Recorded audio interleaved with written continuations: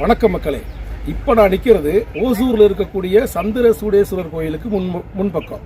இங்கிருந்து எதுக்கு இந்த வீடியோ பதிவு அப்படின்னு கேட்டிங்கன்னா, ஓசூரில் இருக்கிற மக்களுக்கும் இதை சுற்றி இருக்கிற எல்லா மக்களுக்கும் நல்லாவே தெரியும் இந்த ஓசூரோட சிறப்பு என்ன அப்படின்னு. அதை எல்லா மக்களும் தெரிஞ்சுக்கணும் அப்படிங்கிறக்காக தான் இந்த வீடியோ பதிவு.